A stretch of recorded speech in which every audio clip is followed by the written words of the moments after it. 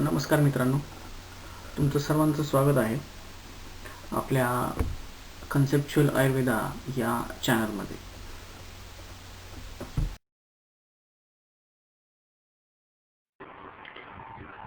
धन्वन्तरी स्तवनम्.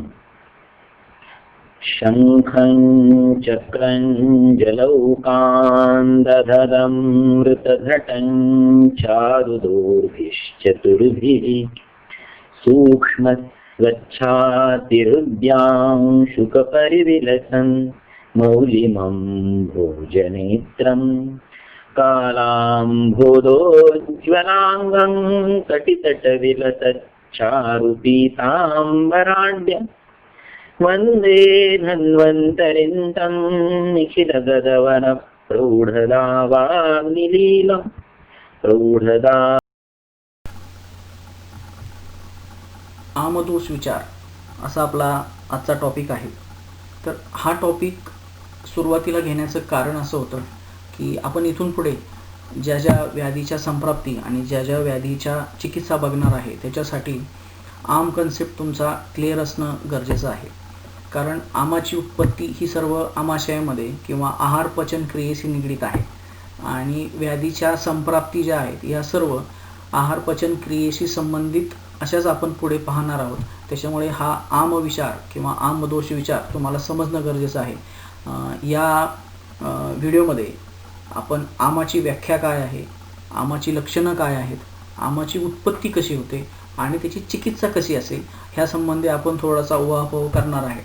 तर आम विचार आजचा टॉपिक. आम व्याख्या.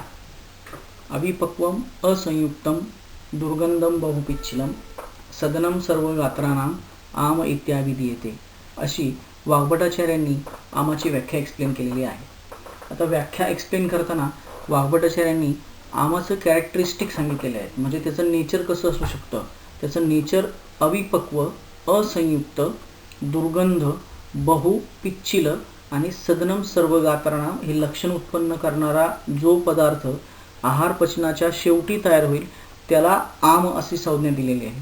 अविपक्व म्हणजे तो अपक्व आहे, असंयुक्तिक आहे, त्याच्यामध्ये दुर्गंध जास्त प्रमाणात आहे, बहु आणि पिच्छिल अशा गुणात्मक आहे. आता हा बहुपिच्छिल हा जो शब्द आहे किंवा हे जे कॅरेक्टरिस्टिक आहे, काही लोक याला बहुपिच्छिल म्हणजे पिच्छिल जास्त प्रमाणात असणे किंवा बहु वेगळा आणि पिच्छिल वेगळा म्हणजे पिच्छिल असणे आणि बहु स्टँड फॉर अमाऊंट म्हणजे जास्त प्रमाणात असणे असं पण घेतात. आणि सदनम सर्व गात्राणाम हे जे आहे हे आमामुळे निर्माण होणारं एक लक्षण आहे. ह्या सगळ्या संयोगाला आम अशी संज्ञा दिलेली आहे. त्यामुळे अविपक्वम, असंयुक्तम, दुर्गंधम, बहुपिच्छिलम, सदनम सर्व गात्राणाम आम इत्यादी दीयते.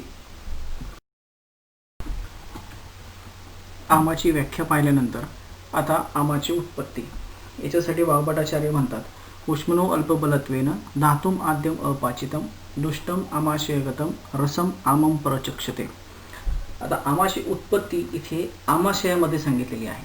आता आमाशयामध्ये उष्मनो अल्पबलत्वेन म्हणजे तुमच्या शरीरामध्ये असणारा जो उष्म आहे, जो पाचनाचं काम करतो, याचा अर्थ पाचक पित्ताची शक्ती जी आहे याला इथं उष्म असं म्हटलेलं आहे. आणि त्याचं बल कमी झाल्यामुळे आपल्या शरीरामध्ये असणाऱ्या आद्य धातूचं पाचन व्यवस्थित होत नाही, तो अपाचित स्वरूपात राहतो आणि ह्या अशा रसापासून आमाची उत्पत्ती होते. म्हणजे शॉर्टमध्ये एक्सप्लेन करायचं असेल तर याचं सार काय आहे, कन्सेप्ट काय आहे याच्यामागे, की आहार पचनाची क्रिया सुरू झाल्यानंतर तुमच्या शरीरामध्ये असणाऱ्या पित्ताचं, पाचक पित्ताचं पाचन करण्याची शक्ती कमी होते. त्याच्यामुळे आद्य धातू असणारा आहार रस जो आहे हा अपाचित स्वरूपात राहतो आणि या सर्व गोष्टी कुठे घडतात, आमाशयामध्ये घडतात आणि तिथे आमाची उत्पत्ती होते असं वाग्भटाचार्याने म्हणायचं आहे. बरोबर. मग आमाची उत्पत्ती समजण्यासाठी आपल्याला सर्वात आधी आहार पचनाची क्रिया एक्झॅक्टली आमाशयामध्ये कशी होते किंवा महास्रोतसामध्ये आहार पचनाची क्रिया कशी होते हे समजल्यानंतर आपल्याला विकृती समजेल. म्हणजे आधी आपण प्रकृती काय आहे ते समजून घेऊया आणि नंतर आमाची उत्पत्ती कशी होते ती आपण समजून घ्या.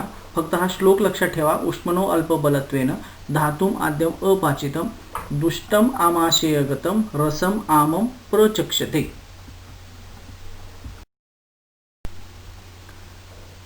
हे प्राकृत आहार पचन प्रक्रिया आपली जी चरकाचार्यांनी ग्रहणी अध्यायामध्ये सांगितली, हे त्याचे श्लोक आहेत. हे श्लोक आपल्याला पुढे लागणार आहेत म्हणून एकदा फक्त ओव्हरलुक करून घ्या. अन्नस्य भुक्तमात्रस्य षडरसस्य प्रपाकातः मधुराद्यात कफो भवात फेनभूत उदीर्यते. ही पहिली अवस्था पाक आहे. परम तू पच्यमानस्य विदग्ध अस्य आम्लभावात आशयाश पच्यमानस्य पित्तम उदीर्यते. ही दुसरी अवस्था आहे. पक्वाशयम तू प्राप्तस्य शोषमानस्य वह्नीना परिपिंडित पक्वस्य वायु स्यात कटुभावात. ही तिसरी अवस्था आहे. म्हणजे पहिली अवस्था आहे ती मधुर पाक आहे, ती कफाची अवस्था असते. दुसरी अवस्था जी आहे ती आम्लपाक असते, ती पित्ताची अवस्था असते. आणि तिसरी अवस्था जी आहे ही कटुपाक असते, ती वाताची अवस्था असते. ठीक आहे. आता टेब्युलर फॉर्ममध्ये चार्ट फॉर्ममध्ये आपण पुढे प्रक्रिया अन्नवह स्रोतसाची कशी होती ती बघूया. आहार पचन प्रक्रिया ही जनरली 2 भागामध्ये डिवाइड केलेली असते. पहिला भाग आहे स्थूल पचनाचा आणि दुसरा भाग आहे सूक्ष्म पचनाचा. तर सुरुवातीला आपण स्थूल पचन पाहूया. स्थूल पचन मध्ये सपोज मी एखादा आहार सेवन केला, XYZ गुणात्मक मी आहार सेवन केला, तर त्याला सुरुवातीला प्रथम अवस्थापाकामधून जायचं असतं. आता हे प्रथम अवस्थापाक जो आहे हा आमाशयाच्या ऊर्ध्व भागामध्ये होत असतो. बरोबर. म्हणजे मी मुखावाटे जो आहार सेवन करेल तो सुरुवातीला आमाशयाच्या ऊर्ध्व भागामध्ये येऊन पडेल आणि तिथे प्रथम अवस्थापाक होणार आहे. तर आमाशयाच्या ऊर्ध्व भागामध्ये आपल्याला माहिती कफदोषाचं प्राबल्य असतं. कफदोषाचं प्राबल्य असतं म्हणजे कसं, त्या ठिकाणी मुखावाटे जो आहार येणार आहे त्याच्यामध्ये कफाच्या स्निग्धादी बाकी गुणांचं जे आहे ना ते फक्त मिक्सिंग होतं, ते पाचनाची क्रिया नसते. पहिलं समजलं. म्हणजे पहिल्या अवस्थापाकामध्ये कफदोषाचं आणि आहाराचं ह्या दोघांचं मिक्सिंग होणार आहे आणि इथं कफाचं उदिरण होणार आहे. म्हणजे कफ जो आहे तो स्निग्धादी गुणांनी त्या आहाराला आपल्या बॉडीला ॲब्झॉर्ब जसं होईल त्या पद्धतीमध्ये तो त्याला अवेलेबल करणार आहे. म्हणजे एखादा पदार्थ मी जर सेवन केला तर तो माझ्या बॉडीमध्ये ॲब्झॉर्ब होण्यासाठी एक विशिष्ट फॉर्ममध्ये जाणं गरजेचं आहे. तर तो फॉर्म तयार करण्याचं काम जे आहे ना हे पहिल्या अवस्थापाकामध्ये असणारं कफाचं काम आहे. म्हणजे काय होतं, इथे पाचन होत नाही. एक लक्षात घ्या, पहिल्या अवस्थापाकामध्ये पाचनाची प्रक्रिया नसते, ती नंतर आहे. सुरुवातीच्या अवस्थापाकामध्ये म्हणजे पहिल्या अवस्थापाकामध्ये ज्यावेळेस जिथे ऊर्ध्व आमाशयामध्ये तो होणार आहे, इथे फक्त आहार आणि कफ या दोघांचं गुणात्मक मिक्सचर असतं. म्हणजे जर समजा मी वृक्ष आहार सेवन केला तर माझ्या कफदोषाला माहीत आहे की त्याच्यामध्ये किती स्निग्धता टाकायची म्हणजे तो नंतर पुढच्या प्रोसेससाठी तो इझी असेल. त्याचप्रमाणे मी जर स्निग्ध आहार सेवन केला तर कफ काय करेल, जेवढा वृक्ष गुणात्मक आहार सेवन केल्यानंतर जेवढी स्निग्धता येणार आहे त्याच्यापेक्षा थोडीशी कमी स्निग्धता मी स्निग्ध आहार सेवन केल्यानंतर येणार आहे. म्हणजे कफदोषाला आणि त्याला माहीत असतं की किती प्रमाणात कुठल्या गुणांची उत्पत्ती तिथे करायची आणि काय करायचं.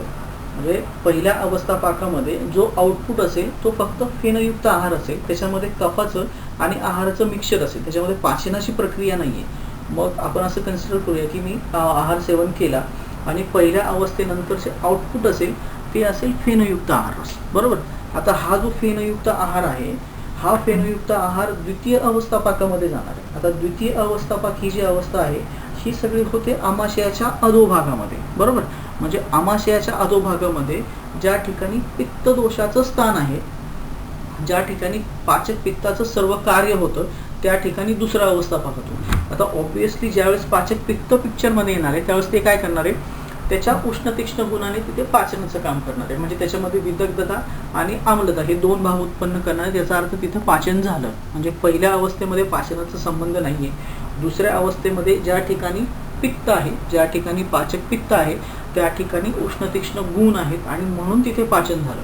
आणि दुसऱ्या अवस्थापाकामध्ये जो आउटपुट निघेल तो असेल खरा पाचित आहार रस. समजलं. म्हणजे पहिल्या अवस्थेमध्ये मी आहार सेवन केला, ऊर्ध्व आमाशयामध्ये आला, ते कफाचं मिक्सिंग झालं. कफाचं मिक्सिंग झाल्यानंतर जो पहिल्या अवस्थेचा आउटपुट असेल तो असेल फेनयुक्त आहार आणि फेनयुक्त आहार आहे हा दुसऱ्या अवस्थेपाकामध्ये येईल आणि दुसऱ्या अवस्थापाकामध्ये आल्यानंतर त्याच्यावरती पाचक पित्ताची प्रक्रिया होईल, अर्थातच पाचनाची क्रिया होईल आणि पाचनाची क्रिया झाल्यानंतर जो आउटपुट निघेल तो काय असेल, पाचित आहार रस असेल.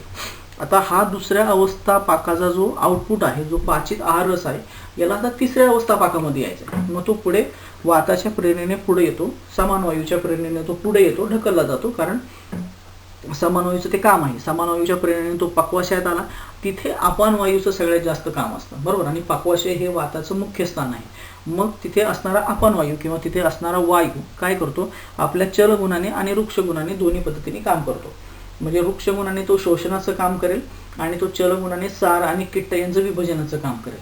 म्हणजे आउटपुट काय असेल, परत सार आणि किट्ट असे दोन भाग तयार झाले. म्हणजे मी आहार पचनाची प्रक्रिया जर पूर्ण पाहिली तर त्याच्यामध्ये मी आहार रस सेवन केला.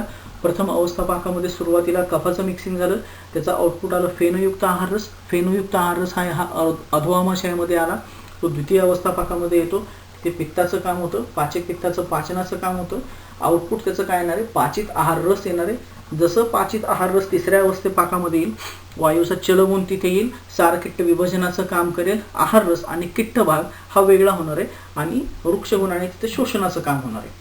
ही झाली पूर्ण स्थूल पचनाची अवस्था. मग आहार सेवनापासून आहार रस तयार होणे प्लस किट्ट भाग तयार होणे, या सर्वाला म्हणायचं स्थूल पचन. म्हणजे आपल्या स्थूल पचनाचं एंड प्रोडक्ट काय असणार आहे, हा आहार रस असणार आहे.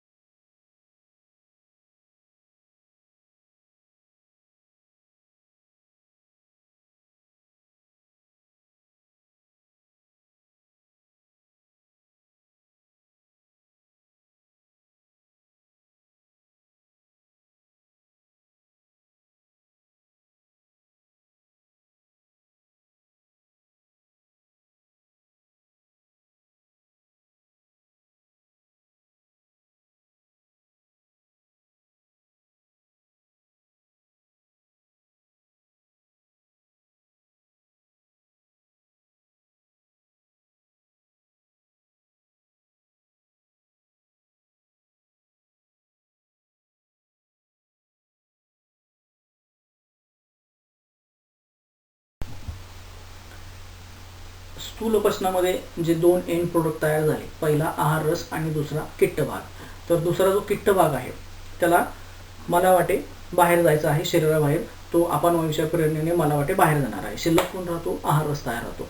बरं, आहार रस जो शिल्लक राहिलेला आहे पक्वाशयामध्ये, याच्यावरती 3 न्यायाच्या प्रक्रिया होतात. म्हणजे खलेकपोत न्याय असेल, शीरगदी न्याय असेल किंवा केदारकुले न्याय असेल, या 3 न्यायाने 7 धातूंचं पुढे निर्मिती होणार आहे. 7 धातूंची निर्मिती होताना मग क्रमाने आहे किंवा डायरेक्ट आहे, म्हणजे ते कसं न्यायावरती डिपेंड आहे. म्हणजे रसापासून रक्ताची निर्मिती होऊ शकते, रक्तापासून मांसाची निर्मिती होऊ शकते. असे कंटिन्युअसली 7च्या 7 धातूंचं पोषण होणार आहे. म्हणजे एका धातूपासून दुसऱ्या धातूची उत्पत्ती ही पॉसिबल आहे. आहार रसापासून डायरेक्ट प्रत्येक धातूची उत्पत्ती ही पॉसिबल आहे. डिपेंड ऑन न्याय, म्हणजे ज्या न्यायाने जे काम करेल तिन्ही न्यायाने काम करतं, तिन्ही पद्धतीने काम होतं. त्यामुळे आहार रस हा सूक्ष्म पचनामध्ये धातूची उत्पत्ती करतो. ठीक आहे. म्हणजे पूर्ण आहार पचन प्रक्रिया याच्यामध्ये 2 पार्ट येतात. पहिला पार्ट आहे सूक्ष्म पचनाचा, दुसरा पार्ट आहे जो स्थूल पचनाचा. सूक्ष्म पचनामध्ये आहार सेवन केल्यापासून आहार रसाची उत्पत्ती इथपर्यंत पार्ट येतो आणि सूक्ष्म पचनामध्ये आहार रसापासून 7 धातूंची उत्पत्ती असा पार्ट येतो. ही झाली नॉर्मल आहार पचन प्रक्रिया.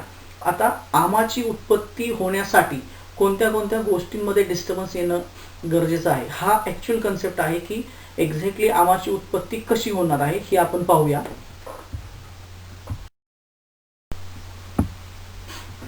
आत्तापर्यंत आपण शरीर क्रिया पाहिली. आत्ता आपल्याला रोग निदान पाहायचं आहे, बरोबर. म्हणजे आपल्याला संप्राप्ती बघायची, आमाची उत्पत्ती एक्झॅक्टली होते कसे. स्थूल पचन प्रक्रिया आपण पाहिली.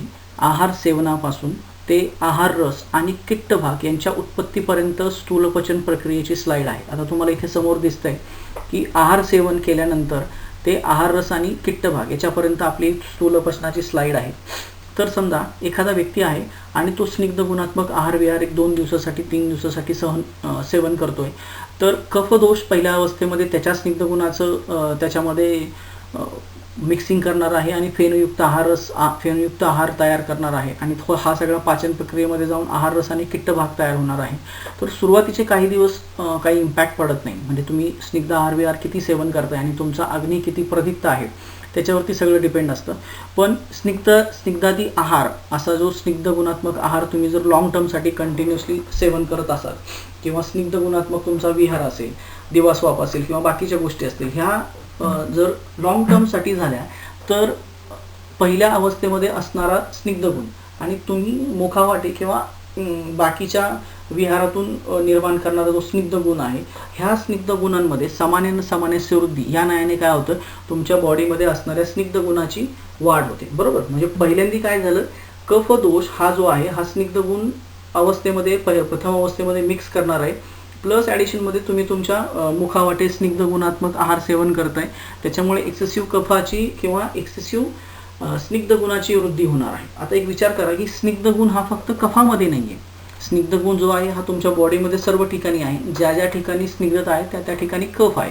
याचा अर्थ असा असतो की स्निग्धता एकदा शरीरात वाढायला लागली किंवा प्रकोपित व्हायला लागली असं म्हणण्यापेक्षा इन्क्रीज व्हायला लागली, वाढण्याची ती शक्यता असते, ती फक्त कफाची नाही वाढत, ती सगळ्या शरीरामध्ये असणारी तुमची स्निग्धता वाढणार आहे. आता जशी कफाची स्निग्धता वाढते तसा तुमचा जो फेनयुक्त आहार आहे, जो पहिल्या अवस्थेमध्ये त्याचा आउटपुट आहे पहिल्या अवस्थापाकाचं, ते दुसऱ्या अवस्थेपाकामध्ये पित्ताकडे येणार आहे. आता प्रॉब्लेम काय येतो इथे, जसं तुमच्या बॉडीमध्ये स्निग्धता वाढते, फेनयुक्त आहार जो आहे तो पण स्निग्ध गुणात्मक आहे आणि स्निग्धता वाढल्यानंतर पित्तामध्ये असणारा सस्नेह गुण थोडासा डिस्टर्ब होतो. बरोबर, म्हणजे मी मगाशी सांगितलं की जसं कफामध्ये स्निग्धत्व आहे तसं पित्तामध्ये सस्निग्धत्व असतं. सस्निग्धत्व म्हणजे कसं, कफापेक्षा थोडंसं कमी स्निग्धत्व पित्तामध्ये असतं. मग जसं तिकडं स्निग्धत्व वाढेल तुमच्या बॉडीमधलं तसं पित्तामध्ये असणारा सस्निग्ध गुण हा सुद्धा थोडासा डिस्टर्ब होईल आणि त्याचा परिणाम काय होतो, त्याचं उष्णत्व तीक्ष्णत्व कमी होतं. याचाच अर्थ काय होतं, पाचक पित्ताची पाचन करण्याची शक्ती कमी होते. म्हणजे दोन्ही दोषांचा प्रकोप आला. सुरुवातीला काय झालं, स्निग्धादी गुण वाढले, याचा अर्थ कफाचा प्रकोप आला. त्याच्यानंतर सस्निग्धादी गुण पित्ताचे वाढले, त्याच्यामुळे उष्णता तीक्ष्णता कमी झाली आणि पाचक पित्ताची पाचन करण्याची शक्ती कमी झाली. आता विचार करा, 2 पर्सन आहे, त्याच्यामध्ये पाचक पित्ताची पाचन करण्याची शक्ती एकामध्ये कमी झालेली आहे आणि एक नॉर्मल पर्सन आहे, त्याच्यामध्ये पाचक पित्ताची प्रकृती नॉर्मल आहे. मग अशा दोघांमध्ये होणारा आहार रस जो आउटपुट आहे, जो दुसऱ्या अवस्थेमध्ये तो आउटपुट निघणार आहे पाचित आहार रस, याच्यामध्ये फरक काय असेल, जो नॉर्मल पर्सन असेल त्याच्यामध्ये पाचित आहार रस व्यवस्थित तयार होईल आणि जो अबनॉर्मल पर्सन आहे त्याच्यामध्ये स्निग्धादी गुण वाढलेले आहेत, त्याच्यामध्ये पाचक पित्ताची पाचन करण्याची शक्ती कमी झाली आहे, याच्यामध्ये जो आहार रस तयार होईल हा असेल अपाचित आहार रस. बरोबर, आता हा सगळा अपाचित आहार रस आहे ना, यालाच आम अशी संज्ञा आहे. आपली डेफिनेशन काय होती, उष्मनो अल्पबलत्वेन धातुम आद्यम अपाचितम दुष्टम आमाशयगतम रसम आमम प्रचक्षते. उष्मनो अल्पबलत्वेन इज इक्वल टू पाचक पित्ताची शक्ती कमी झाली, धातुम आद्यम अपाचितम याचा अर्थ अपाचित आहार रस निर्माण झाला आणि असा आहार रस जो आहे हा सगळा आहार रस आमाशयामध्ये पडून राहतो आणि त्याच्यानंतर जो प्रॉपर आहार रस तयार होणार आहे हा सगळा आमाच्या गुणांनी युक्त असतो, त्यालाच आम म्हणायचं. बरोबर, म्हणजे सर्वात सुरुवातीला काय झालं, कफाचं स्निग्धादी गुण वाढले, कफाचे स्निग्धादी गुण वाढल्यानंतर शरीरामध्ये स्निग्धता वाढली, शरीरामध्ये स्निग्धता वाढल्यानंतर दुसऱ्या अवस्थेमध्ये पाचक पित्ताची शक्ती कमी झाली. का, कारण जसं शरीरामध्ये स्निग्ध गुण वाढतात तसं पाचक पित्ताचा सस्निग्ध गुण डिस्टर्ब होतो. सस्निग्ध गुणाचा प्रकोप झाल्यानंतर पाचक पित्ताची शक्ती कमी होते, म्हणजे उष्ण तीक्ष्ण गुण कमी होतात, त्याच्यामुळे पाचनाची प्रक्रिया बिघडते आणि जो प्रॉपर पाचन होण्याचा प्रक्रिया आहे ती बिघडल्यामुळे दुसऱ्या अवस्थेमध्ये जो आउटपुट तयार होतो तो जो असेल तो अपाचित आहार रस आहे आणि त्यालाच आपण आम संज्ञा देतो. बरोबर, आता विचार करा, प्रकुपित कफाचे गुणधर्म आणि आमाचे गुणधर्म हे खूप साधर्म्य वाईज आहेत. आता आमाची उत्पत्ती आमाशयात झाल्यानंतर त्याची लक्षणं सांगताना वाग्भटाचार्यांनी सांगितलं की असा जो आम आहे किंवा असा जो आहार रस आहे की जो आमयुक्त आहे तो स्रोतोरोध बलभ्रंश गौरव अनिल मूढता आलस्य पक्ती निष्ठीव मलसंग अरुची क्षमा ही लक्षणं निर्माण करतो. ही आमाची लक्षणं आहेत, लक्षात घ्या. आमाची उत्पत्ती होते त्यावेळेस उष्मनो अल्पबलत्वेन धातू माध्यम अपाचितम दुष्टम आमाशयगतम रसम आमम प्रचक्षते आणि लक्षणं सांगताना तो स्रोतोरोध करेल, बलाचा भ्रंश करेल, गौरव अनिल मूढता आलस्य पक्ती निष्ठीव मलसंग अरुची क्लमा ही सर्व लक्षणे निर्माण करेल. बरोबर, म्हणजे ही झाली कन्सेप्ट आम उत्पत्तीसाठी. आम उत्पत्तीसाठी सगळ्यात सुरुवातीला काय आहे, स्निग्ध गुणाचा प्रकोप, याचाच अर्थ कफाचा प्रकोप, त्याच्यानंतर पित्ताचा प्रकोप आणि हे सगळं कुठे होतं, आमाशयामध्ये. म्हणजे उर्दू आमाशयाच्या काही पार्टमध्ये होतं आणि अधो आमाशयाच्या काही पार्टमध्ये होतं. पक्वाशयामध्ये आमाची उत्पत्ती नसते, पण हा सगळा आहार रस जो आहे हा पक्वाशयात येऊन नंतर सगळीकडे डिस्ट्रीब्यूट होणार आहे आहार रसाच्या थ्रू, कारण नंतर पुढे ह्यालाच सूक्ष्म पचनामध्ये पण जायचं आहे. पण उत्पत्ती जी आहे ही आमाशयामध्ये आहे. श्लोकामधले जे सगळे शब्द मॅक्सिमम कव्हर झालेत. उष्मनो अल्पबलत्वेनं याचाच अर्थ पाचक पित्ताची शक्ती कमी होणे, धातुम आद्यम अपाचितम म्हणजेच अपाचित आहार रस तयार होणे, दुष्टम आमाशयगतम म्हणजे हे सर्व जे आहे आमाची उत्पत्ती ही सगळी आमाशयात होणार आहे आणि हे रसम आमम प्रचक्षते याच्यापासूनच बाकीच्या धातूंची आणि रसादी धातूंची निर्मिती होणार आहे. मग पुढे जाऊन हे जे सगळे धातू आहेत हे सगळे आमयुक्त असतील, हे बाकीच्या गोष्टी नंतर येतील. पण मेन कन्सेप्ट काय आहे की आमाशयामध्ये पहिल्या 2 अवस्थेमध्ये आमाची निर्मिती होते आणि अशा आमाची लक्षणं सांगताना वाग्भटाचार्य काय म्हणतात, स्रोतोरोध बलभंश गौरव अनिल मूढता आलस्य पक्ती निष्ठीव मलसंग अरुची क्लमा अशी आमाची लक्षणं सांगितलेली आहेत. बरोबर, म्हणजे प्रकुपित कफ, प्रकुपित पित्त आणि आमाची लक्षणं ही सगळी आपण याच्यामध्ये बघितली. तर हा झाला आम उत्पत्तीचा सिद्धांत असं सांगितलेला आहे.